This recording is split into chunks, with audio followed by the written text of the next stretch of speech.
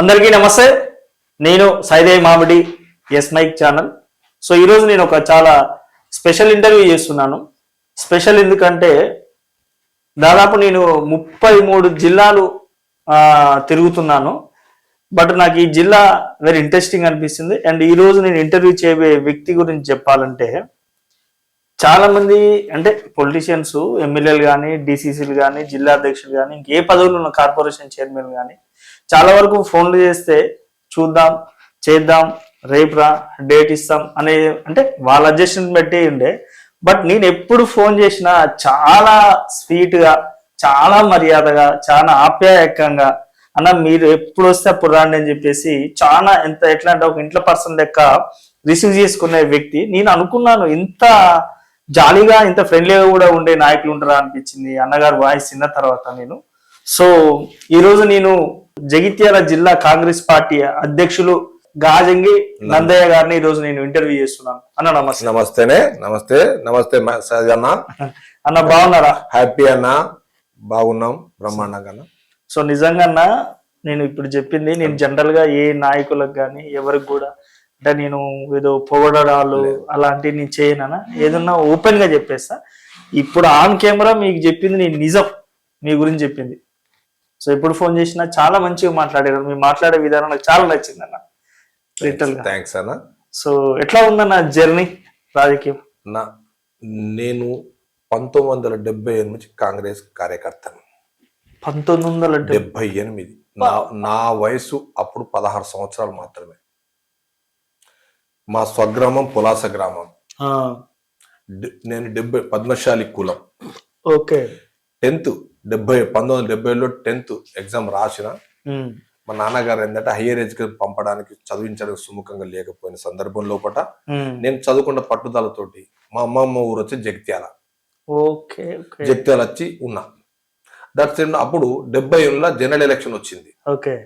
నేను market road లో తిరుగుతుండే రోజుల్లో మార్కెట్ రోడ్ లో అప్పుడు కాంగ్రెస్ పార్టీ ఆఫీస్ ఓపెన్ చేసింది. అప్పుడు కంటెస్టెంట్ క్యాండిడేట్ వచ్చి సురేందర్ రావు. సురేందర్ రావు అయితే మనకు అభిమానం అప్పుడు పుట్టింది కాంగ్రెస్ పార్టీ. నా వయసు 16 సంవత్సరాలకు ఓటక్కు లేదు. ఆయన ఒక పిచ్చి ప్రేమ కాంగ్రెస్ పార్టీ మీద. ఆ సందర్భంలో కూడా అట్లా నడుచుకున్నాక అనుకోకుండా సురేందర్ రావు కాంగ్రెస్ పార్టీ గెలిచడం జరిగింది. వారు housing board managing director, housing board chairman కావడం జరిగింది. అట్లా కాంగ్రెస్ పార్టీ జరుగుతుంది. ఆ సందర్భంలో పట్ల నేను ఒక 3 సంవత్సరాలు మళ్ళీ ఇక్కడ ఉండి చదువుకుంటూ పులాస వెళ్ళిపోయాను నాన్నగారు రమ్మంటే. 82లో టీడీపీ గవర్నమెంట్ స్థాపించగానే 82లో ఎలక్షన్ వచ్చింది. 83 ఎలక్షన్ వచ్చింది. 83 ఎలక్షన్ జీవన్ రెడ్డి గారు టీడీపీలో జాయిన్ అయ్యి ఎమ్మెల్యే టికెట్ తీసుకున్నారు. అప్పటికే వారు మల్యాళ సమితి అధ్యక్షుడు ఉన్నాడు. 81లో వారు మల్యాళ సమితి అధ్యక్షుడు. ఆ మల్యాళ సమితి అంటే మాకు సంబంధం లేదు.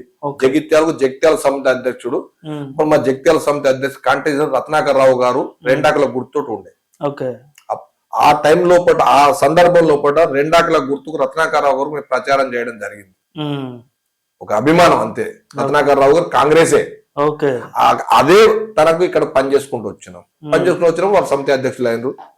Jagtial MLA contestant candidate TDP వచ్చింది. టీడీపీలో ఎన్టీఆర్ వారికి జీవన్ రెడ్డి టికెట్ ఇవ్వడం, జీవన్ రెడ్డి గారితో కలిసి ప్రయాణం చేయడం. ఆ ప్రయాణం 83 సంది. వారు ఎప్పుడైతే 84లో పార్టీ మారినరు, ఎన్టీ రామారావును పడగొట్టి నాదెండ్ల భాస్కర్ కొల్లుడై కలిసి పనిచేసే సందర్భం నాదెండ్ల భాస్కర్ ముఖ్యమంత్రి కాగానే ఇది గవర్నర్ రామ్లాల్ గవర్నర్ గారు చేసిన నిర్వాహకంకు అప్పుడు ఏమైపోయింది, బర్తరాఫ్ చేసారు నాదెండ్ల భాస్కర్ రావు. బర్తరాఫ్ చేసిన మళ్ళీ ఎలక్షన్ పోయే కాలం వచ్చింది. అప్పుడు వీరు అప్పటికి 1984లో అక్టోబర్లో ఇందిరాగాంధీని వారి గన్మెన్ చంపడం జరిగింది. దాని సందర్భంలో వీరు ఆకర్షితులై కాంగ్రెస్ పార్టీలో జాయిన్ అయ్యారు జీవన్ రెడ్డి గారు. అప్పుడు మేము జీవన్ రెడ్డితో పనిచేస్తున్నా. జీవన్ రెడ్డి గారు ఫస్ట్ మంత్రి అయినప్పుడు, ఎక్సైజ్ శాఖ మంత్రి అయినప్పుడు కూడా మేము లేక్ వ్యూ గెస్ట్ హౌస్ టీడీపీలో అప్పుడు వాడితోటే ఉన్నాం. లేక్ వ్యూ గెస్ట్ హౌస్ ఒక ముందు ఉన్నాం. అప్పుడు ఇటువంటి ఫెసిలిటీస్, వెహికల్ ఫెసిలిటీస్ కానీ ఇవన్నీ లేకుండే. వారితో జీప్ లో ప్రయాణం చేసేది. ఆ సందర్భం లోపల 83 నుంచి వారు 85లో కాంగ్రెస్ పార్టీకి మారిండ్రు. 85 సంది సుదీర్ఘ జీవితం స్టిల్ కాంగ్రెస్ పార్టీ కొనసాగుతున్నా. నేను నా గ్రామానికి 3 సార్లు సర్పంచ్ కావడం జరిగింది, ఒకసారి ఎంపీటీస్ కావడం జరిగింది. Okay okay. నా గ్రామం లోపల 1994 ఎప్పుడైతే ఎంపీటీసీ ఎలక్షన్ అయిందో స్టార్ట్ అయింది పివి నరసింహరావు పీరియడ్ లోపల అప్పటి సంది 5 సార్లు ఎలక్షన్ అయింది ఎంపీటీసీ. 4 సార్లు కాంగ్రెస్ పార్టీ ఎంపీటీసీని గెలిపేయడం జరిగింది. దాని లోపల నేను ఒక టర్న్ చేయడం జరిగింది. అంటే నేను అంటే లేడీ ఉండే నా భార్య 2014 ఓకే ఓకే. 3 సార్లు సర్పంచ్ చేశాను. 5 సార్లు ఎలక్షన్ అయిన సర్పంచ్, 4 సార్లు గెలిచిన కాంగ్రెస్ పార్టీ నుంచి. 6వ సర్పంచ్ ఎలక్షన్ కూడా మనదే. మొన్న రీసెంట్ 2026 లోపల కాంగ్రెస్ పార్టీకి అభ్యర్థిని గెలిపించి కాంగ్రెస్ పార్టీ కాంగ్రెస్ సర్పంచ్ సీట్లు కూర్చోబెట్టడం జరిగింది. అంటే నిజంగా గ్రేట్ అన్న. మా గ్రామం కాంగ్రెస్ పార్టీ కంచుకోట. అట్లా చేసిరు పెద్దలు జీవన్ రెడ్డి గారి ఆశీస్సులతోటి అన్ని చేయడం జరిగింది. అప్పుడు వారితోటే ప్రయాణం చేసిన రాజకీయ జీవితం కాబట్టి నా రాజకీయ గురువు ఏదంటే జీవన్ రెడ్డి గారి. ఓకే ఓకే అన్న.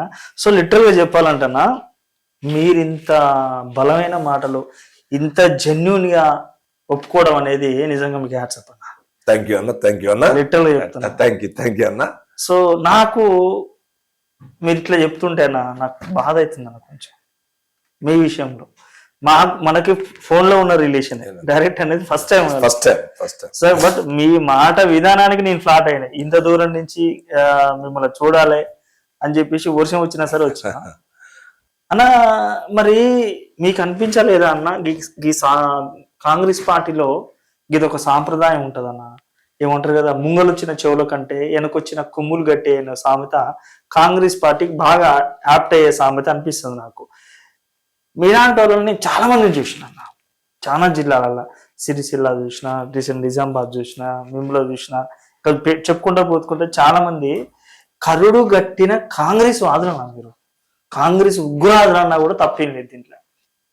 ఇంతగానం పార్టీ కోసం త్యాగం చేసి వేరే పార్టీకి పోకుంటున్న మీలాంటి వాళ్ళు పై స్థాయి పదవులకు ఎందుకు పోలేకపోతున్నారు? కాంగ్రెస్ పార్టీ పారాషూట్ వేసుకుని వచ్చిన వాళ్ళకు టికెట్లు, ఎమ్మెల్యే టికెట్లు, మంత్రులు, ఎమ్మెల్సీలు ఎందుకు ఇస్తుంది కాంగ్రెస్ పార్టీ? ఎలా ఉంటున్నారు ఇలాంటి పార్టీలో?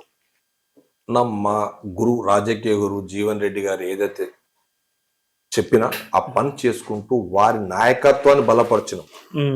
సరే, వారు కొన్ని సమీకరణాల్లో మనకు అవకాశం ఇవ్వకపోవచ్చు. అవకాశం వచ్చినప్పుడు అవకాశం చేసినాం. రాష్ట్ర స్థాయి పదవులు ఎవరికి ఇవ్వలేదు. మన చేసే వర్గం వారికి చేసిండ్రు కావచ్చు. కానీ మేము ఆయనతోటే కలిసి ఉన్నాం. మాకు పదవులు ముఖ్యం కాదు, నాయకత్వం ముఖ్యం, కాంగ్రెస్ పార్టీ ముఖ్యం. ఏ ఒక్క నాడు కూడా పార్టీలో విభేదించలే మేము. వారు కూడా మమ్మల్ని ఎప్పుడు దూరం పెట్టలే. అవుట్ రైట్ కాంగ్రెస్ పార్టీ తోటి ఉన్నాడు. వారు కూడా కాంగ్రెస్ పార్టీ తీవ్రవాదిగా, మేము వారి ఏదైతే కాంగ్రెస్ పార్టీ కార్యకర్తలమో తీవ్రవాదులుగా ఉన్నాం. నక్సలైట్ కాలం నాడుతుంది కూడా కాంగ్రెస్ పార్టీలో ఉండి కాంగ్రెస్ పార్టీకి సేవ చేసుకుంటూ వస్తుంది. ఆ సందర్భం లోపల ఈ ఎస్ఎస్ సంఘటన సృజన అభియాన్ అనే కార్యక్రమం రాహుల్ గాంధీ గారు ఏదైతే తీసుకొచ్చిండ్రో దాని లోపల నాకు ఇవాళ డిసిసి పదవి దక్కడం జరిగింది. బీసీ, ఈ బీసీ పదవి డిసిసి ప్రెసిడెంట్ కూడా మా పెద్దలు నాయకులు, మా గురుతుల్యులు జీవన్ రెడ్డి గారే నాకు ఈ అవకాశం కల్పించారు. వారి వల్లనే ఇవాళ డిసిసి ప్రెసిడెంట్ గా ఆయన. కానీ వారు పార్టీ మారిండ్రు, మనకు అది ఆయన వ్యక్తిగతం, మనం చెప్పలేం. మీరు ఎక్స్పెక్ట్ చేసిరనా అంత అనుభవం, అంత కాంగ్రెస్ పార్టీ అంటే అంత పిచ్చున్న, అంత ప్రాణం పెట్టిన జీవన్ రెడ్డి గారు అసలు బిఆర్ఎస్ పార్టీలో ఎందుకు పోవాల్సి వచ్చింది? ఎందుకు కాంగ్రెస్ పార్టీని వీడాల్సి వచ్చింది? అసలు మీరు అంటే చాలా దగ్గర, ఇప్పుడు గట్టిగా మాట్లాడితే రాజకీయాల్లోకి రావడానికి ఇన్స్పిరేషన్ అని చెప్పేసి అంటారు. అసలు ఏంది ఆయన ఎందుకు ఇంత పెద్ద నిర్ణయం తీసుకుందంటే? దాని వ్యక్తిగత నిర్ణయం అన్న. మేము చాలా మంది చెప్పాను, అంటే పార్టీ మారుతానికి నేను ఎక్స్పెక్ట్ చేయలే. Okay okay.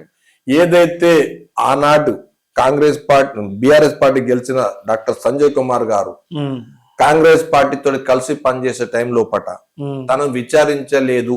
జాయినింగ్ చేసుకుంటప్పుడు నేను సీనియర్ కాంగ్రెస్ పార్టీ ఉమ్మడి ఆంధ్రప్రదేశ్ లో నెంబర్ 1 అంటే 10 మంది టాప్ 10 ఉంటారు, వీరు టాప్ 10 ఉంటారు. అటువంటి వ్యక్తిని కూడా నన్ను విచారించకుండా తీసుకున్నారు అనేది మనసు క్షోభించింది. ఆ విషయం తప్ప తన వేరు కూడా పార్టీ ఎన్నడూ కూడా విభజించలే. ఆయన పార్టీ మారేనాడు కూడా తన ముఖ కవలు గౌలించినట్టయితే నాకేదో బాధ, అంటే వ్యక్తి బాధపడుతున్నట్టు ఉన్న తప్ప సంతోషంగానే పార్టీ మారుతున్నట్టు మాత్రం ఏనాడు కనబడలేదు. Okay okay okay. అంటే ఇప్పుడు ఈ ఎమ్మెల్యే సంజయ్ గారు బీఆర్ఎస్ పార్టీ నుంచి కాంగ్రెస్ పార్టీలకు వస్తున్న తరుణంలో జీవన్ రెడ్డి గారికి ఇంటిమేషన్ ఏమి ఇవ్వలేదా? యాజ్ పర్ అంటే ఒక సీనియర్ నాయకుడు ప్రోటోకాల్ ఏదో ఉంటది కదా. అయితే తన ఈ ప్రశ్న వేయలే. కాకపోతే ఏంటంటే నాతోటి షేర్ చేసుకున్న నందన్న నన్ను అడగకుండా తీసుకున్నారు. నందన్న నేను ఇంత సీనియర్ ఉన్నా ఇన్న కాంగ్రెస్ పార్టీ నుండి నన్ను అడగకుండా తీసుకున్నారు. నాకైతే మనసు లేదు నందన్న, అంతే తప్ప పార్టీ మారుతున్న విషయం చివరి నిమిషం వరకు తెలియదు. తెలిసినాక మన అధిష్టానం మొత్తం మంది బుజ్జగించడానికి వచ్చారు. చాలా మంది వచ్చారు, పేర్లు వద్దు కానీ చాలా మంది వచ్చారు, బుజ్జగించే ప్రయత్నిస్తున్నాం. ఒకటి మా జీవన్ రెడ్డి గారు మొండి వ్యక్తి. ఒక్కసారి నిర్ణయం తీసుకున్నాక మార్పు ఉండదు. అంత కఠిన, అంత మొండిగా ఉంటారు వైఖరి. ప్రజానాయకుడు, పార్టీ మారినా పొగుడుతున్నా అనుకోకుండా దయచేసి. ప్రజానాయకుడు, ప్రజల కొరకే నిత్యం శ్రమించే వ్యక్తి. ఆయన జనమే ఆయనే. 6 గంటలకు లేచి కూర్చుంటాడు ఆఫీసులో. ఎవరు వచ్చిన ఆయన క్వశ్చన్ ఎట్లుంటాడంటే, వచ్చిన వాళ్ళు మన పార్టీ వాళ్ళ, మన ఊరు, ఏం పని వచ్చినా అవ్వా, ఏం పని వచ్చినా అన్నా, ఏం కావాలి, అందరినీ గైడ్ చేస్తారు వారు. దురదృష్టం ఏంది, ఇటువంటి మంచి నాయకుడు ఎందుకు ఓడిపోతుండో మాకు ఇప్పటివరకు కార్యకర్త సీనియర్, నేను సీనియర్ కార్యకర్తన దగ్గర మనిషిని, నాకే అర్థమవుతుంది ఇప్పటి వరకు అయితే. అదేంది నాకు అర్థం. అంటే ఇప్పుడు ఈ సంజయ్ గారు కాంగ్రెస్ పార్టీలోకి రావడం ఇష్టం లేదా, లేకపోతే సంజయ్ గారికి జీవన్ రెడ్డి గారికి ఏమన్నా పర్సనల్ వ్యక్తిగతమైన ఎలిగేషన్స్ ఏమన్నా ఉన్నాయా? అన్న వ్యక్తిగత జీవన్ రెడ్డికి అట్లాంటిది ఏం లేదన్న. కాంగ్రెస్ పార్టీ మనము గవర్నమెంట్ ఫామ్ చేసినాం. 66 సీట్లు 67 సీట్లు మనకు అసెంబ్లీలు ఉన్నాయి. అటువంటి తరుణంలో కూడా సంజయ్ కుమార్ జాయిన్ చేసుకున్న అవసరం అనేది తన ఆరోపణ, అంతే, వేరే ఆలోచన లేదన్న. సో ఆయన రావడం వల్ల జీవన్ రెడ్డి గారికి ఏంటి ప్రాబ్లం? కొంత ఏమైందంటే తన స్థానిక శాసనసభ్యులు, జీవన్ రెడ్డి గారు అప్పటికి ఎమ్మెల్సీ ఓడిపోయి ఉన్నాం, మన ఎమ్మెల్యే ఓడిపోయి ఉన్నాం 23 డిసెంబర్లో. ఎమ్మెల్సీ పీరియడ్ ఉన్నంతసేపు ప్రోటోకాల్ వస్తాయి వారికి ప్రభుత్వం ద్వారా. ఎమ్మెల్సీ పీరియడ్ అయిపోయినాక లోపలనే వారు కలిసారు పార్టీలో. కొద్దిగా ఉంటది కదన్న స్టేజ్ మీద, ఆ ఇష్యూ లోపల తన కొంత దూరం నుంచే కొన్ని సందర్భాలలో దూరం ఉండడం జరిగింది. అంటే సంజయ్ కుమార్ దూరం అంతే, పార్టీకి కాదు. కాంగ్రెస్ పార్టీని ఇవాళ రేవంత్ రెడ్డి గారు ఎట్లయితే కాంగ్రెస్ పార్టీని ఆక్సిజన్ మీద, వెంటిలేటర్ మీద బతికిచ్చిండ్రో, జీవన్ రెడ్డి కాంగ్రెస్ పార్టీ పట్టుకుని మా కార్యకర్తను అడ్మిషన్ చేసిండ్రు.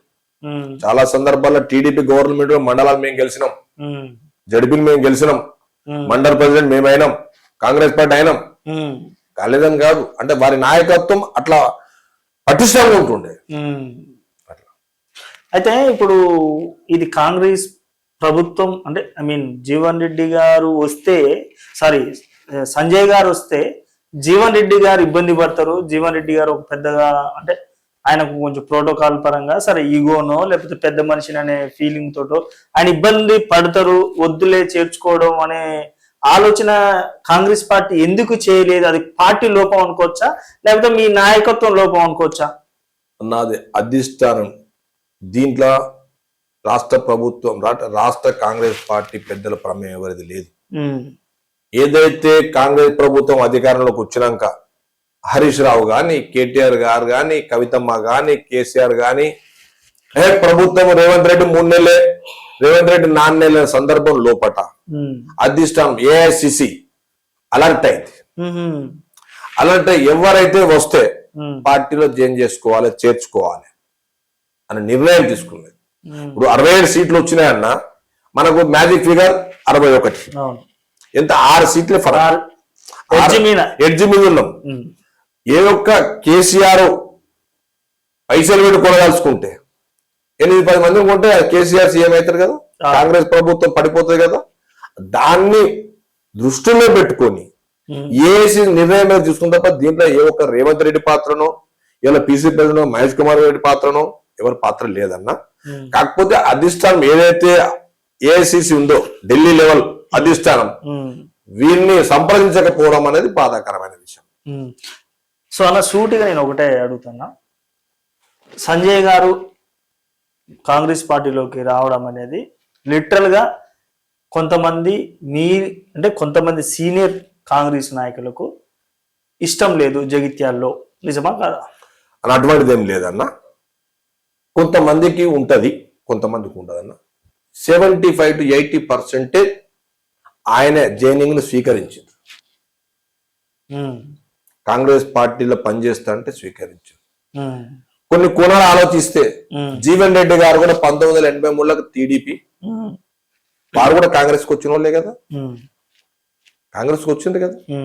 మరి అది కూడా మనం కొన్ని ఆలోచన, అప్పుడు కూడా మేము ఉన్నాం కదా, ఆనాడు కూడా మేము ఉన్నాం కదా, జనం స్వీకరించారు కదా, జనం స్వీకరించారు కదా. మీరు ఉన్నాం, వాళ్ళు వెళ్ళొచ్చారు అంతే. ఆనాడు సార్ తోటి ఉన్నాం, టీడీపీలో ఉన్నాం, వారు కాంగ్రెస్ పనిచేస్తున్నాం, వారితో కాంగ్రెస్ ప్రయాణం చేస్తున్నాం కదా కలిసి. ఇప్పుడు సంజయ్ కుమార్ కూడా అట్లాగే కాంగ్రెస్ పార్టీ తోటి కలిసి పనిచేస్తుండు. కలిసి పనిచేసే సందర్భంలో ఒక జిల్లా కాంగ్రెస్ పార్టీ అధ్యక్షునిగా టిపిసిసి అదే తెలంగాణ ప్రదేశ్ కాంగ్రెస్ కమిటీ సంఘటన సూచన అభియానంలో భాగంగా నా డిసి ప్రెసిడెంట్ గా నియమించడం జరిగింది. నా నియామకానికి సహకరించిన జీవన్ రెడ్డికి, అధిష్టానానికి అందరికి ధన్యవాదాలు తెలుపుకుంటూ, నేను ఇప్పుడు కాంగ్రెస్ పార్టీ బలోపేతం చేయాలి, నా బాధ్యత ఏంది, నన్ను కాంగ్రెస్ పార్టీ అధిష్టానం జిల్లా కాంగ్రెస్ పార్టీ ఇచ్చింది కాబట్టి సంజయ్ కుమార్ తోటి కలిసి ప్రయాణం చేస్తున్నాం. కాంగ్రెస్ పార్టీని పటిష్టం చేయాలి, కాంగ్రెస్ పార్టీ పటిష్టం చేయడానికి కొరకు అందరం కలిసి కార్యకర్తలను కష్టపడుతున్నాం అన్న. సో అంటే జీవన్ రెడ్డి గారు బీఆర్ఎస్ పార్టీలోకి మారుతున్న తరుణంలో స్టేజ్ మీద చాలా పెద్ద స్టేట్మెంట్ వదిలిపెట్టారు. రేవంత్ రెడ్డి కాంగ్రెస్ పార్టీని ఒక కంపెనీ లెక్క నడుపుతుండు, తెలంగాణలో రేవంత్ కాంగ్రెస్ నడుస్తుంది, అసలైన కాంగ్రెస్ నడవట్లేదు, ఆయనకు నచ్చిన వాళ్ళకి పదవులు ఇస్తారు, ఆయనకు నచ్చినట్టు చేస్తుండు, నిజమైన అసలు సీసన్ కాంగ్రెస్ వాళ్ళకు అన్యాయం జరుగుతుంది, కడుపు మండింది, అందుకనే బయటకు వచ్చిన అన్న. ఏ మాటకి ఆ మాట మాట్లాడుకోవాలి. వెంటిలేటర్ మీద పడిపోయింది కాంగ్రెస్ పార్టీ తెలంగాణ రాష్ట్రంలో. రేవంత్ రెడ్డి అని ఆక్సిజన్ ఎక్కించి నడిపించాడు. మరి అప్పుడు మీరు అందరు ఉన్నారు కదా, మీరు ఎందుకు ఛాలెంజ్ గా తీసుకొని మీరు ప్రచారం చేయలే, మీరు ఎందుకు పాదయాత్రలు చేయలే? రేవంత్ రెడ్డి ఒక పాదయాత్ర ఎందుకు?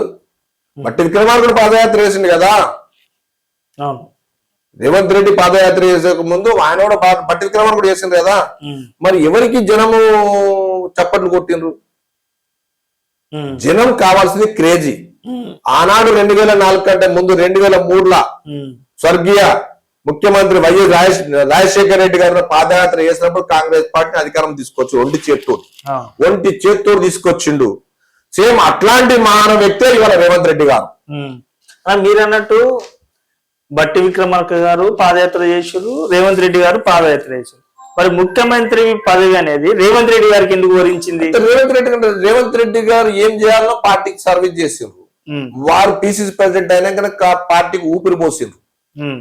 బట్టి విక్రమార్క సిఎల్పి లీడర్ మాత్రమే.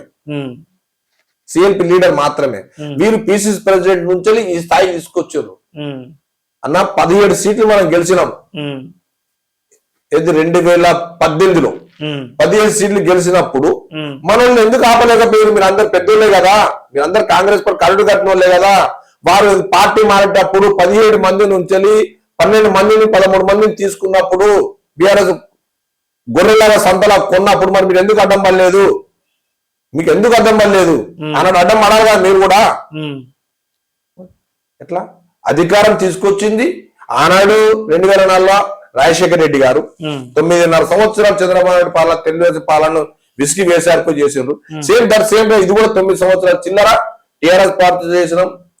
వారి చేసిన అరాచకాలకు చరమగీతం పాడడానికి కొరకు రేవంత్ రెడ్డి రూపంలో కాంగ్రెస్ పార్టీ బూస్టింగ్ వచ్చింది, కాంగ్రెస్ పార్టీ అధికారంలోకి వచ్చింది.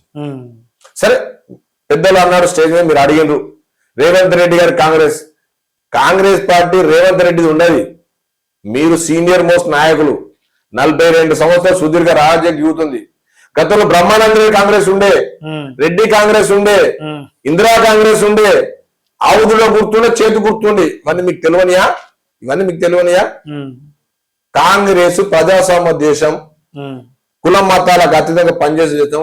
మళ్ళా కాంగ్రెస్ పార్టీ అంటేనే బీదల పార్టీ, బడుగు బలహీన వర్గాల మైనార్టీల party Congress party. Congress party అంటే పక్కా బల్ల గుద్ది చెప్తారు.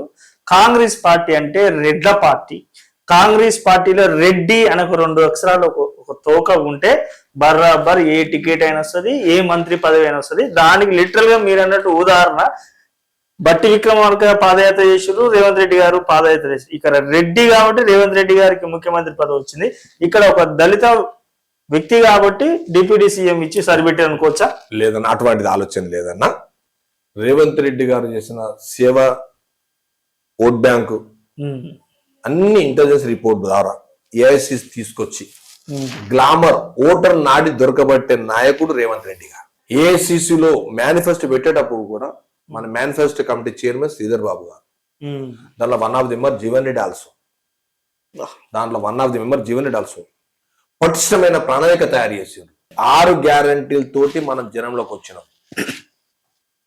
6 గ్యారంటీలకు కాకుండా రేషన్ కార్డులు కానీ, సన్న బియ్యం కానీ, ఏది ఇంధనం ఇల్లు కానీ ఈ మేనిఫెస్టోలో లేదు. 6 గ్యారంటీ లేదు. అటువంటి సందర్భం లోపల కూడా ప్రభుత్వం వచ్చినాక రేవంత్ రెడ్డి అభివృద్ధి చేస్తా ఉన్నాడు అన్న. ఒకటి 8.5 లక్షల కోట్ల అప్పు చేసిన టిఆర్ఎస్ ప్రభుత్వం. తెలంగాణ రాష్ట్రం విడిపోకముందు 78,000 కోట్ల మిగులు బడ్జెట్ తోటి ఉన్న రాష్ట్రాన్ని గౌరవ మాజీ ముఖ్యమంత్రి గారు 8.5 లక్షలకు అప్పు చేసి పెడితే అప్పు ఈఎంఐ కట్టడానికి కూడా గౌరవ ముఖ్యమంత్రి గారు ఢిల్లీ లెవెల్ తిరిగి 8% 7% దాన్ని 5.5% 4.5% తీసుకొచ్చిన గొప్ప వ్యక్తి రేవంత్ రెడ్డి గారు. ఎస్, కేటీఆర్ గారు బరాబర్ ఒప్పుకుంటారు. అవును, కేసీఆర్ గారు బరాబర్ అప్పు చేసిర్రు. అప్పు చేసి కేసీఆర్ గారు ఏమన్నా తిన్నారా? కేసీఆర్ గారు అప్పు చేసి 40 నుంచి 42 వేల చెరువులు పుడిక తెప్పించిండు. కేసీఆర్ కిట్టు తెచ్చిండు, కళ్యాణ లక్ష్మి తెచ్చిండు, షాది ముబారక్ తెచ్చిండు, రైతు బంధు తెచ్చిండు, రైతు బీమా తెచ్చిండు, మెడికల్ కాలేజీలు తెచ్చిండు. ఇలా చెప్పుకుంటూ పోతే షాడ భారతం ఉంది. కాళేశ్వరం కట్టిండు. 8.5 లక్షల కోట్లు కేసీఆర్ అప్పు తెచ్చి కేసీఆర్ ఇంట్లో పెట్టుకొని తినలే కదా, ప్రజలకే పంచింది కదా అన్న. ఒకటి ఆలోచించుకోవాలి, మనం డబ్బులు లేకుండా మనం కూడా అప్పు తెచ్చి ఇల్లు కట్టుకుంటాం. కట్టుకున్నప్పుడు వడ్డీలు కట్టుకుంటూ పోతుంటే ఇల్లు ఉంటుందా, అమ్ముడు పోద్దా? పోద్ది. మరి ఆ మాత్రము ముఖ్యమంత్రి స్థాయి లెవెల్ ఉన్నోళ్లకు ఆలోచన లేదా పెద్దవాళ్ళకు? ఒకటి అన్న. రెండోది, ప్రాజెక్టులు కట్టినాం. ఆ ప్రాజెక్ట్ కాళేశ్వరం ప్రాజెక్టు ఓహో ఆహన్ మీరే అన్నారు, మీరే ఇంజనీర్ అని చెప్పారు. అటువంటి సందర్భంలో పూట పియర్స్ కుంగిపోయిన ఏదో చిన్నది అంటున్నాం. ఆ పియర్స్ కుంగిపోవడానికి కారణం మీరు కాదా, బాధ్యులు కాదా? ఇంకా ఏదైతే మీరు కాళేశ్వరం కట్టేసి మేడిగడ్డ అన్నారం సుందిల బ్యారేజ్ కట్టినప్పుడు ఒక కాళేశ్వరం కూలిపోవడం మేడిగడ్డల ఇబ్బంది, అన్నారం సుందిల ఇబ్బంది అయినప్పుడు వరదకాలం స్వర్గీయ రాజశేఖర రెడ్డి లేని వరదకాలం లేకపోతే మీరు నీళ్ళు ఎక్కడికి పారిస్తారు? మీ స్వార్థం ఏంటంటే ఏదైతే సిద్దిపేట మెదక్ జిల్లా నీటి పారకం లేదు, ఆ జిల్లాలకు సాగునీరు కానీ తాగునీరు కానీ ఆలోచన చేసిండ్రు. మీ స్వార్థం కొరకు చేసిన తప్ప దాంట్లో ఇవాళ కాళేశ్వరం ప్రాజెక్టు కట్టి ఎన్ని జిల్లాలకు పంట ఇచ్చిండ్రు? 18. మీ కాళేశ్వరం కట్టేటప్పుడు మీ చీఫ్ ఇంజనీర్ చెప్పిన మీ లెక్కల ప్రకారం 18 లక్షల ఎకరాలు పంట పండాలి. ఎంత పండించిండ్రు? మీరు కాళేశ్వరం ప్రాజెక్ట్ నుంచి 5% మీ అంచనా 18 లక్షలు ఉంటే 5% 90,000 ఎకరాలు నీరు వాడలే. ఒకవేళ పారినా కూడా ఆ 90,000 పారినా కూడా కరెంటు బిల్ ఒక ఎకరానికి 40 నుంచి 50,000 ఖర్చు వచ్చింది. మరి మేము కాంగ్రెస్ పార్టీ కట్టిన శ్రీరామ్ సాగర్ ప్రాజెక్టు కావచ్చు, నెట్టంపాడు కావచ్చు, శ్రీశైలం కావచ్చు, నాగార్జున సాగర్ కావచ్చు, జూరాల కావచ్చు, రీసెంట్లీ జలయజ్ఞం ధనయజ్ఞం ప్రచారం చేసిన రాజశేఖర్ ఉన్నప్పుడు చేసిన శ్రీపాద ఎల్లంపల్లి ప్రాజెక్ట్ కదా ఇవాళ మీకు అన్నిటికీ అక్కడికి వచ్చేది. కాళేశ్వరం ప్రాజెక్టు మీకు గొప్పగా చెప్పారు, అందరు చెప్తా ఉన్నారు. మరి కాళేశ్వరం బంద్ చేసిన 1 year అయిపోయింది కదా, మరి పంటలు విపరీత పంటలు ఎక్కడి నుంచి పండుతున్నాయి, నీళ్ళు ఎక్కడి నుంచి పారిస్తున్నాం? ఆ మాత్రం కూడా మీకు పెద్దలందరికీ లేకపోతే ఎట్లా? రైట్ అన్నా. నేను అంటే కాంగ్రెస్ పార్టీ జిల్లా అధ్యక్షులు ఎమ్మెల్యేలతో పాటు కూడా నేను బీజేపీ జిల్లా అధ్యక్షులను బీజేపీ స్టేట్ లీడర్లు కూడా ఇంటర్వ్యూ చేస్తున్నాను. ఖచ్చితంగా ప్రతి వ్యక్తిని క్వశ్చన్ వేస్తున్నాను కాళేశ్వరం గురించి. అసలు కాళేశ్వరం విషయంలో కాంగ్రెస్ పార్టీ వాదన తప్ప, బిఆర్ఎస్ పార్టీ వాదన తప్ప? అన్న 100% కాళేశ్వరం ప్రాజెక్ట్ అక్కడ కట్టడం తప్పు. స్వర్గీయ వైఎస్ రాజశేఖర్ ముఖ్యమంత్రి ఉన్నప్పుడే వారి క్యాబినెట్ లో జీవన్ రెడ్డి గారు పెద్దలు ఉన్నారు. జీవన్ రెడ్డి గారి మీద రాజశేఖర రెడ్డి అపారమైన నమ్మక, ప్రేమ. ఆయన ఎట్లా ఏదన్నా క్యాబినెట్ చర్చిస్తప్పుడు ఉంటే జీవన్ చెప్పు అనే స్థాయిలో తను ఉండే. అటువంటి సందర్భంలో కూడా తుమ్మడి అడ్డి కాడ కట్టాలని చెప్పి వైఎస్ రాజశేఖర్ తీర్మానం చేస్తే తుమ్మడి అడ్డి కాడ కడితే అంతా కొడితే మనం 30 నుంచి 40 వేల కోట్ల వెళ్ళిపోతుండే. అటువంటి దాన్ని దీనికి కాళేశ్వరం ప్రాజెక్ట్ అక్కడ కాళేశ్వరం కట్టేసుకుంటూ కాళేశ్వరం ప్రాజెక్ట్ కూలేశ్వరం అయిపోయింది. దానికి అంచనాలు ఉన్న మొదటి అంచనా 80,000 కోట్లు. ఎట్లా పెంచుకుంటూ వాళ్ళ స్వార్థాల కొరకు పెంచుకుంటూ పోయారు. 80,000 కోట్ల మనకు అంచనా అయినప్పుడు ఒక టీఎంసీ లిఫ్ట్ పెట్టాలి, ఒక టీఎంసీ నీళ్ళు ఎత్తిపోయాలి. ఈ ఒక టీఎంసీ నీళ్ళు ఎత్తిపోయకముందే 2వ టీఎంసీ ప్రపోజల్ పంపించారు, 2వ టీఎంసీ కాకముందే 3వ టీఎంసీ ప్రపోజల్ పంపించారు. అట్లా అది 140,000 కోట్లకు పెరిగిపోయింది అంచనా విలువ. సరే ఓకే, బిఆర్ఎస్ పార్టీ వాళ్ళు తప్పు చేసిరు, కాళేశ్వరం కొన్ని మిస్టేకులు చేసి సరే కొన్ని పొరపాట్లు జరిగాయి అనుకోవచ్చు. ఎస్, మీ గవర్నమెంట్ వచ్చింది కదా, మీరు వారిని ఆ తప్పులు సరిదిద్ది రైతులకు నీళ్ళు అందించవచ్చు కదా.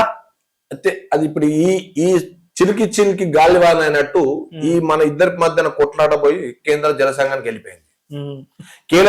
కేంద్ర జల సంఘం గాని మన ఒక జోషి కమిటీ వచ్చింది కన్నా, ఆ కమిటీ మొత్తము రిపోర్ట్ తీసుకొని రిటైర్డ్ ఏదైతే ఇంజనీర్లు రిటైర్డ్ అయిపోయినారో రిటైర్డ్ ఇంజనీర్లు కానీ ఇప్పుడు ఇంజనీర్లు కానీ వాళ్ళందరితోటి చాలా సార్లు మీటింగ్ పెట్టుకొని ఆ మీటింగ్ లో వాళ్ళు చెప్పిన కన్స్ట్రక్ట్ చేపించిన విధాలు పెట్టుకుంటే అందరు కూడా చెప్పింది ఒకటే మాట, కేసీఆర్ ఏం చేయమంటే అది చేసినా మాకు సంబంధం లేదు అనే మాట తీసుకొస్తే అందరినీ అనుమానాస్పదంగా వాళ్ళకు ఫైల్ తయారు చేసి నివేదిక కేంద్ర జల సంఘం పంపించారు.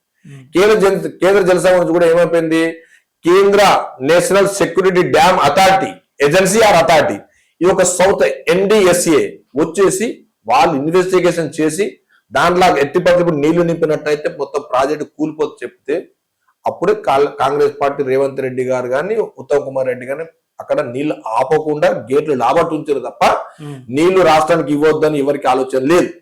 ఒకటి ఏదైతే మీరు ఆరోపణ చేస్తున్నారో కాళేశ్వరం నీళ్లు ఎత్తిపోయక ముందు కూడా హైదరాబాద్ మంచి నీళ్లు పోతున్నాయి, పంటలు విపరీతంగా పడుతున్నాయి. మరి ఎట్లా పడుతున్నాయా? ఇప్పుడు పెద్దలు చాలా మంది సీనియర్ నాయకులు మాట్లాడుతుంటే నాకు ఆశ్చర్యం వేస్తుంది. నిన్న దాకా కాళేశ్వరం ఏటీఎం అని చెప్పి మనమే ప్రచారం చేసి గ్లోబల్ ప్రచారం చేసి ఇవాళ కాళేశ్వరం లేకపోతే తెలంగాణ రాష్ట్రం లేదంటున్నాం. మరి సంవత్సరం సంది 2 పంటలు పండినాయి, కాళేశ్వరం నీళ్లు సాగు నీళ్ళు చుక్క బయటకు వెళ్ళకుండా, మరి ఎట్లా పండినాయి?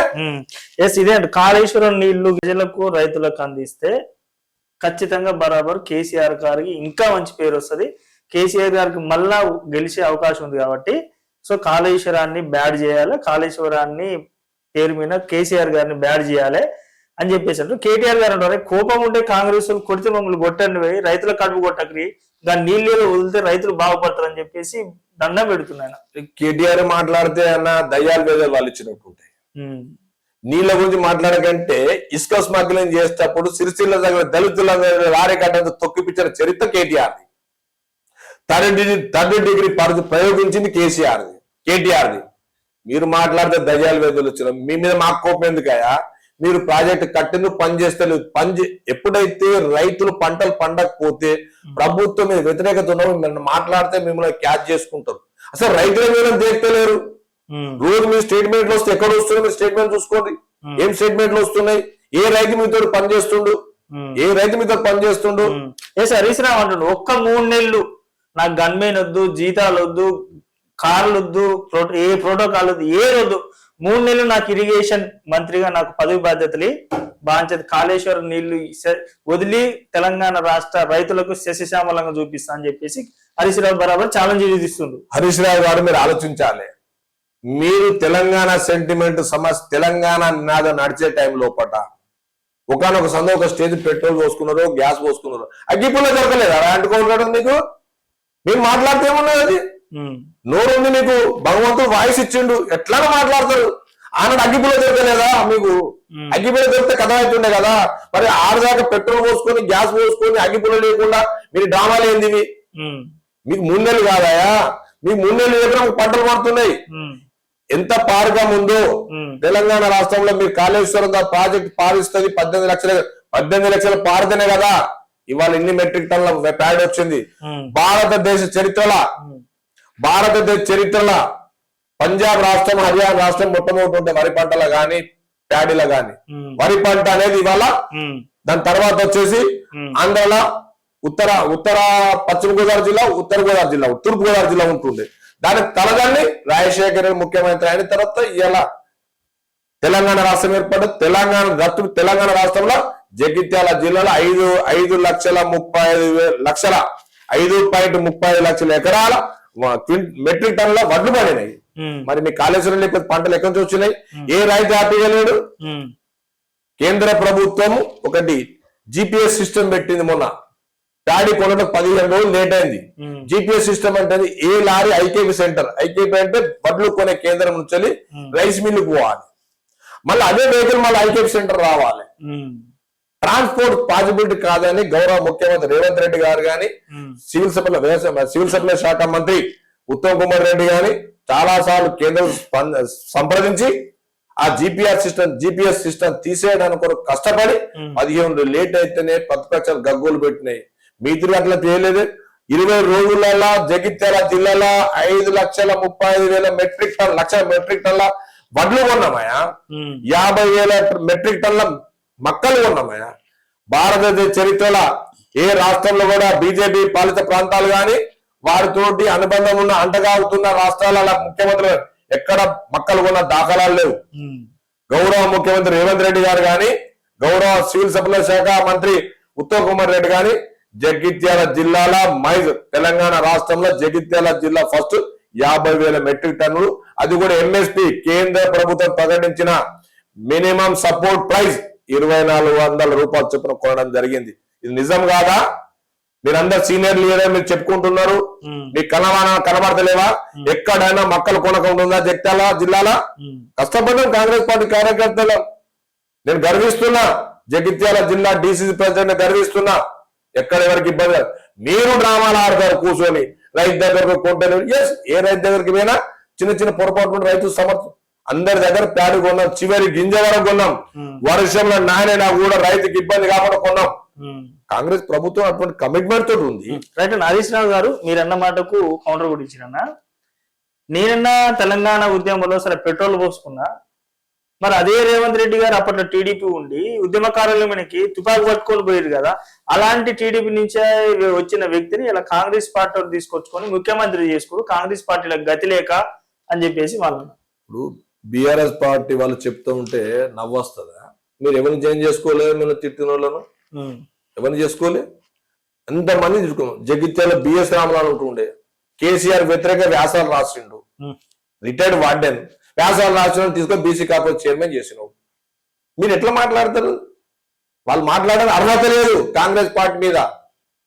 కాంగ్రెస్ పార్టీ స్టాండ్ ఉంది, కాంగ్రెస్ పార్టీ స్టాండ్ ఉంది. స్టాండ్ పైన ప్రభుత్వం ఉన్నది.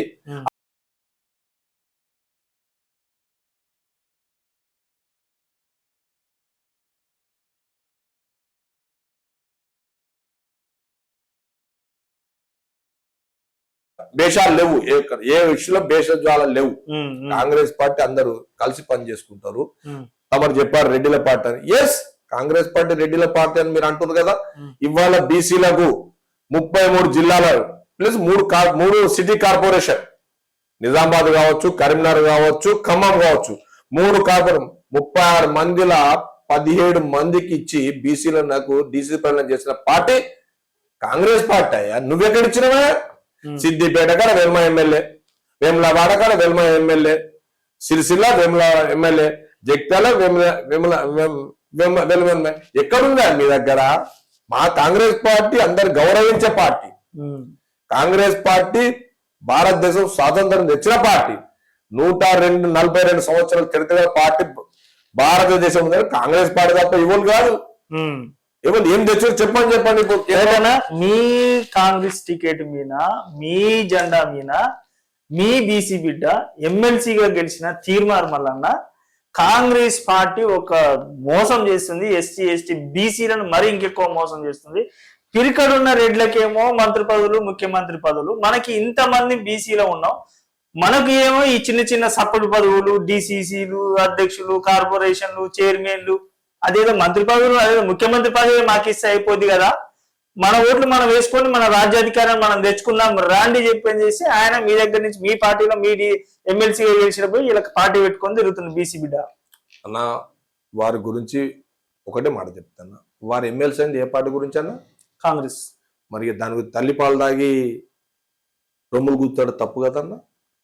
మీకు అవకాశం రాకపోవచ్చు, రేపు మీరే అవుతారు కావచ్చు ముఖ్యమంత్రి, మీరే అవుతారు కావచ్చు. కారణం ఎట్లా అనుకుంటావు? మహేష్ కుమార్ గౌడ్ పిసిసి ప్రెసిడెంట్ కాలే బీసీ బిడ్డ, విహెచ్ హనుమంతరావు ఇయ్యాల సలహాదారు కాలే బీసీ బిడ్డ. ఎట్లా అనుకుంటారన్నా? ప్రతి దానికి రాజకీయ ఓపిక అవసరం. మీకు ఉండొచ్చు, కానీ కాంగ్రెస్ పార్టీ కదా మీకు అన్నం పెట్టి ఎమ్మెల్సీ సీట్లో కూర్చుంటే కాంగ్రెస్ పార్టీ కదా. మనం కాంగ్రెస్ పార్టీతో ఉన్నప్పుడు, మీరు పార్టీ మారనప్పుడు కాంగ్రెస్ పార్టీ విమర్శించొద్దు దయచేసి. ఎవరిమైనా కాంగ్రెస్ పార్టీ కుటుంబ సభ్యులు రాష్ట్ర వ్యాప్తంగానే దేశాలు చెప్తున్నారు, ఒక్క కాంగ్రెస్ పార్టీ ఉన్న కార్యకర్త తన పార్టీని ఎప్పుడు విమర్శించొద్దు. మంచి చేయడానికి ఒక ప్రోత్సహించాలి, చిన్న చిన్న పొరపాట్లు సరిదిద్దడానికి సలహాలు ఇవ్వాలి తప్ప నాకు వచ్చింది నాకు సీట్ అని. ఎమ్మెల్యే సీటే లేకపోతే మీ దగ్గర ఎవరు ఉంటాయా? ఎమ్మెల్సీ సీటే లేకపోతే మీరు ఉంటే కార్యకర్తలు ఎంతమంది? తెలంగాణ రాష్ట్రంలో రెడ్డి ముఖ్యమంత్రి, ఇంకా రేవంత్ రెడ్డి గారు లాస్ట్ బరాబర్ నెక్స్ట్ బీసీ ముఖ్యమంత్రి అవుతుందని చెప్పేసి దాన్ని వెల్కమ్ ఇట్. నేను ఒక పద్మశాలి బీసీ బిడ్డగా ఐఎమ్ వెల్కమ్ ఇట్ కాదనా? నేను అవకాశాలు ఉన్నాయి, అవకాశాలు ఉన్నాయి. కానీ కాంగ్రెస్ పార్టీ రెండోసారి గెలిపియాలి మన అందరం కలిసి, అది మన బాధ్యత. మన బాధ్యత బీసీ బిడ్డలం అందరం కలిసి పార్టీని గెలిపించిన తర్వాత అధిష్టానం దృష్టి తీసుకుపోయి మేము ఈ పార్టీని ఇన్ని సీట్లతో గెలిపించుకొచ్చినాం, మాకు బీసీలకు, నాకు కాదు బీసీలకు ఎవరికి ఇస్తారు ముఖ్యమంత్రి కూర్చొని డిమాండ్ చేయాలి కదా. ఎమ్మెల్సీ చేసినాకనే మీరు అలిగి ఏదో మాట్లాడి పార్టీ ఇవాళ ఎమ్మెల్సీ గెలకపోతే పార్టీని కనవలేదా? మరి ఎమ్మెల్సీ టికెట్ ఇచ్చినప్పుడు నాకెందుకు మీరు చెత్త పార్టీ కాంగ్రెస్ నాకు వద్దని మీరు ఎందుకనలే?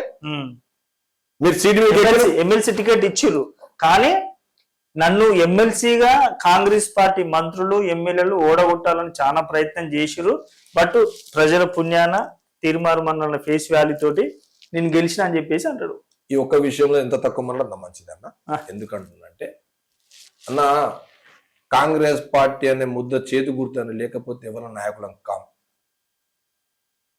నాయకులు సీటు మీద కూర్చున్నప్పుడు హుందాగా ఉండాలి తప్ప తగ్గి మాట్లాడద్దు. మన అర్హతకు తగ్గి మాట్లాడద్దు. ఎవరు మోసం చేసినా మీరు గెలిచిన కాంగ్రెస్ పార్టీ గెలిపించింది. ఎవరు మోసం ఎందుకు మోసం చేస్తారే? కాంగ్రెస్ పార్టీలా ఎందుకు మోసం చేస్తారు? అది తప్పు సమాచారం. బీసీ బిడ్డ ఎదగొద్దని తప్పు. చాలా మంది బీసీ బిడ్డలు ఉన్నారు మన దగ్గర. ముఖేష్ గౌడ్ బీసీ బిడ్డ కాదా? కాంగ్రెస్ పార్టీ కాదా?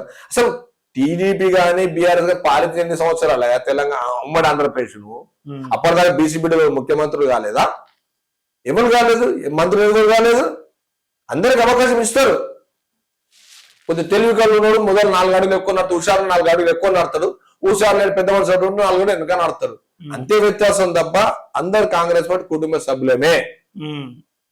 సో నా లాస్ట్ అండ్ ఫైనల్ గా కాంగ్రెస్ పార్టీ మీద ప్రజల్లో చాలా వ్యతిరేకత వచ్చింది. Why? Because first of all సరే మీరు ఇచ్చిన 6 గ్యారంటీలు సక్సెస్ అయిన ఇప్పుడు అయినాయి అంటే మీరు బరాబర్ అయినాయనే చెప్తారు, కానీ ముఖ్యంగా చూసుకున్నట్టయితే ఈ హైడ్రా అనేది చాలా ప్రజలకు, అంటే హైదరాబాద్ లో కోల్పోయిన ప్రజలు, హైడ్రాను చూస్తున్న ప్రజలు సైతం కూడా కన్నీరు పెట్టుకునే పరిస్థితిలో. ఈ హైడ్రాలో భూములు ఇల్లు కోల్పోయిన వాళ్ళ బాధ, వాళ్ళ మాటలు చూస్తుంటే సాధారణ పౌరులకు అయితే కన్నీరు వచ్చి ఏడుపు వస్తుంది, బాధ అనిపిస్తుంది. వాళ్ళు పెడుతున్న శాపనార్థాలు కాంగ్రెస్ పార్టీ వాళ్ళకు మీకు బాధ అనిపించట్లేదు చూస్తారా అన్నవి? అన్నా,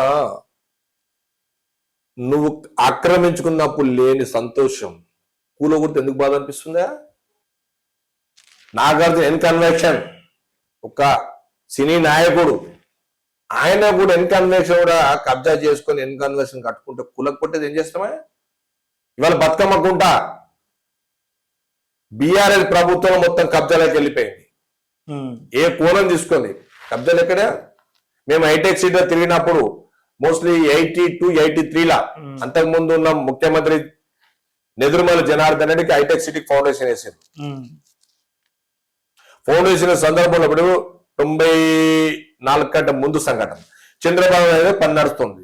మేము 80 నా కొడుకును హైదరాబాద్ విఘ్నాలు కల్పిస్తుంటే కొండాపూర్లో అన్ని పొలాలు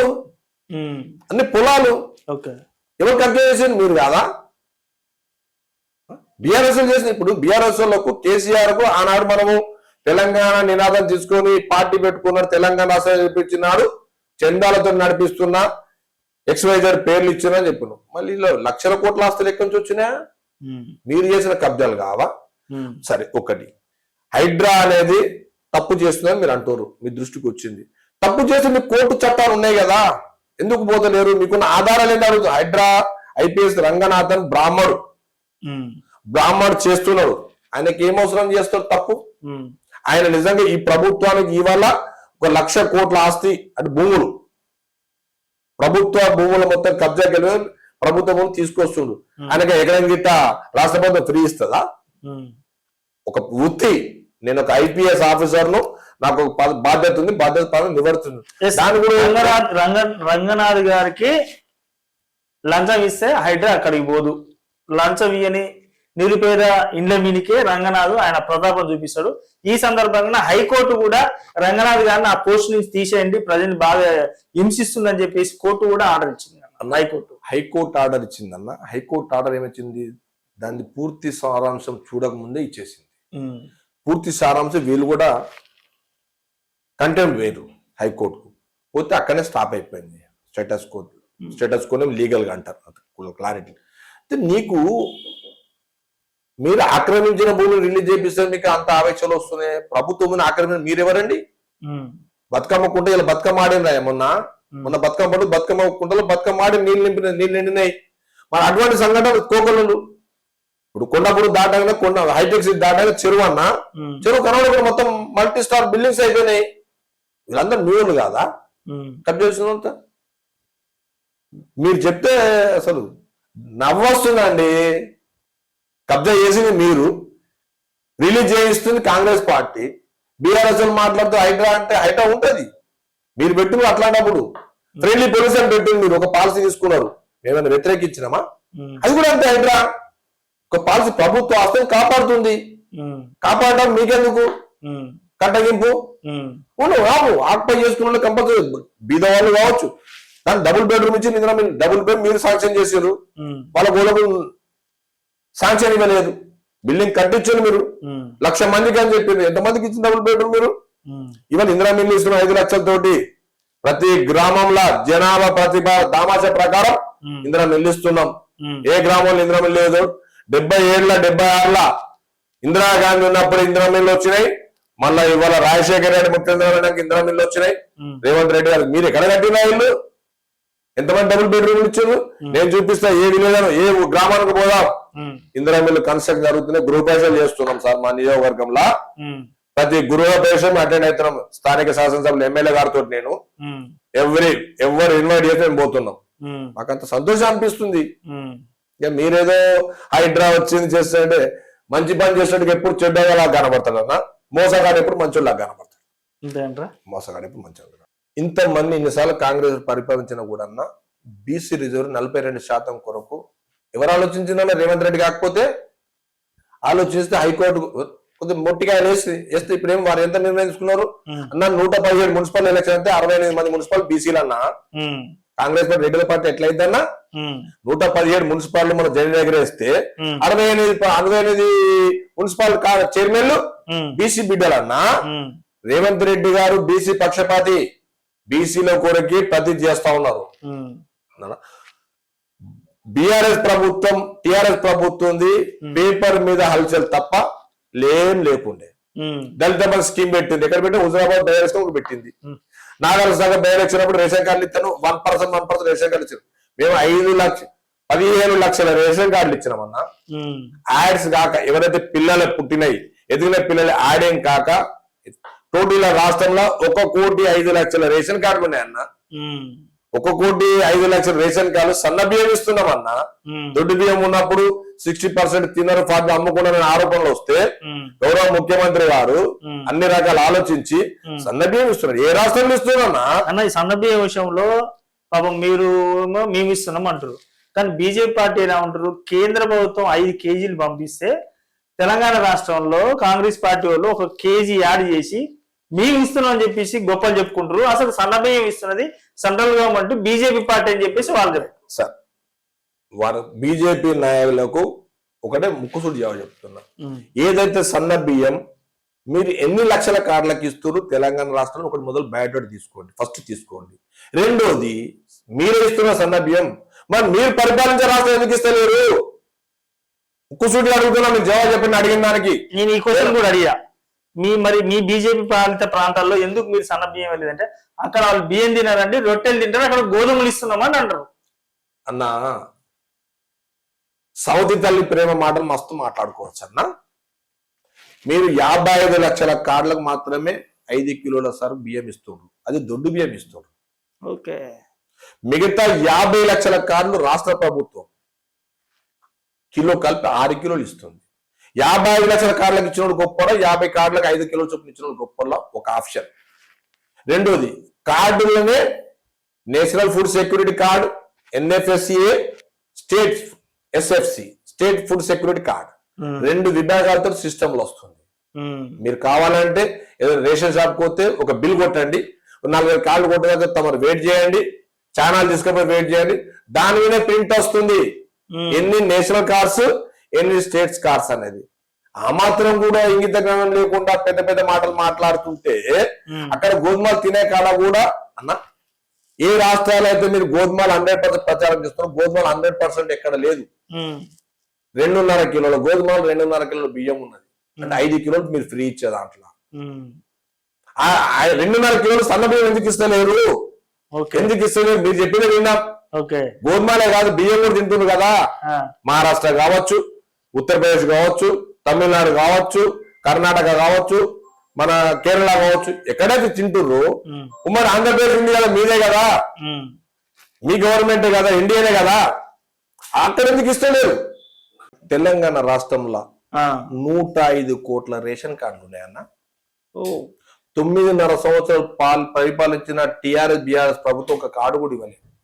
ఓన్లీ నాగార్ ఉప ఎన్నికలు వచ్చినప్పుడే వాళ్ళకి రేషన్ కార్డులు యాదికి వస్తాయి. యాదికి వచ్చి 1%, 2% ఇస్తారు, అంతకు మించి ఎక్కువ ఉన్న కార్డ్స్ ఇవ్వరు.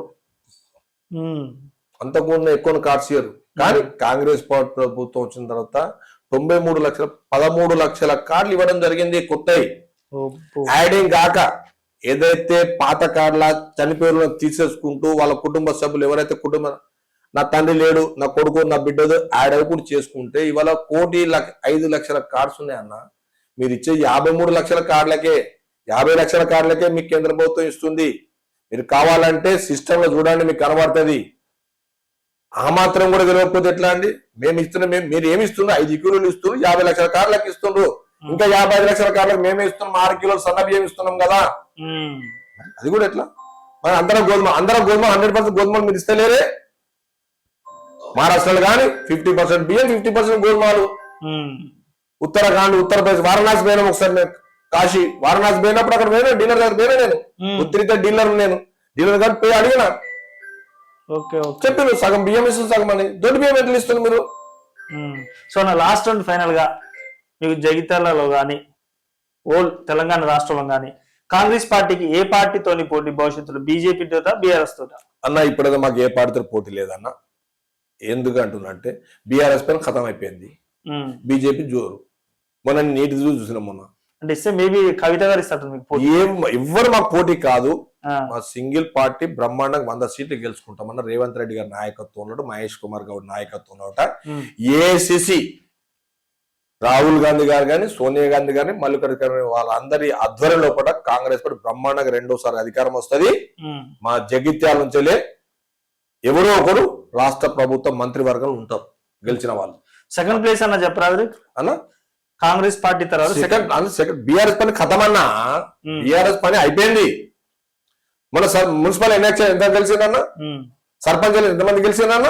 కవిత గారి పార్టీ, తీర్మానం పార్టీ మీద మీ అభిప్రాయం? అన్న ఏముండే అన్న, అవన్నీ ప్రకటనలకు పరిమిత పార్టీలు తప్ప వేరేం లేదు. వారి పబ్బం గడుపుకోవడానికే, వారి పబ్బం గడుపుకోవడం తప్ప వేరే ఆలోచన ఉండదు అన్న. వేరే ఆలోచన లేదు.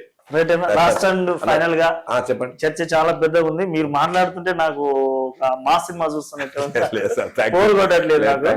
ప్రజలకు తెలియాలి. మీరు ఇచ్చే ఎక్స్ప్లెనేషన్ చాలా మంచిగా ఉంది. అండ్ లాస్ట్ అండ్ ఫైనల్ గా ఫ్యూచర్ లో జగిత్యాల కాంగ్రెస్ పార్టీ పరిస్థితి ఎలా ఉండబోతుంది? 100% జగిత్యాల కాంగ్రెస్ పార్టీ పటిష్టంగా ఉంది. జగిత్యాల్లో కొంతమంది పార్టీ మారినంత మాత్రాన్ని ఏ మాత్రం కూడా పార్టీకి నష్టం లేదు. ఒక జిల్లా అధ్యక్షునిగా నేను 100% అస్యూరెన్స్ ఇస్తున్నా. కాంగ్రెస్ పార్టీ జిల్లా పార్ట్ 2 ఫుల్ 3 కాన్స్టిట్యూన్సీలు, పార్ట్ 2 కానీ మిగతా 3 కాన్స్టిట్యూన్సీలే కానీ కాంగ్రెస్ పార్టీ జెండా ఎగరేస్తాం. రాష్ట్రంలోనే జగిత్యాల జిల్లా ప్రథమ స్థానం చూస్తాని మీ ఛానల్ ద్వారా తెలియజేస్తున్నా, జగిత్యాల జిల్లా ప్రజలందరికీ తెలియజేస్తున్నా. అండ్ నా కోరిక కూడా ఉందన్న, సైదులన్న అంటే నా కోరిక కూడా ఉంది. మీ రాజకీయ అనుభవం చూసి నాకు కొంచెం ఈర్ష్య పుట్టిందన్న. నాకు ఈర్ష్యతో పాటు మీ మీద ఒక కోరిక కూడా పుట్టిందన్న. ఖచ్చితంగా భవిష్యత్తులో మీరు ఇంకా అత్యున్నత స్థాయికి వెళ్ళాలన్నా, ఖచ్చితంగా మంచి పదవి రావాలి, ప్రజలకి ఇంకా దగ్గర రావాలి, మంచి సేవ చేయాలని మనస్ఫూర్తి కోరుకుంటున్నాను. రైట్ అన్న, థ్యాంక్ యూ అన్న, థ్యాంక్ యూ సో మచ్.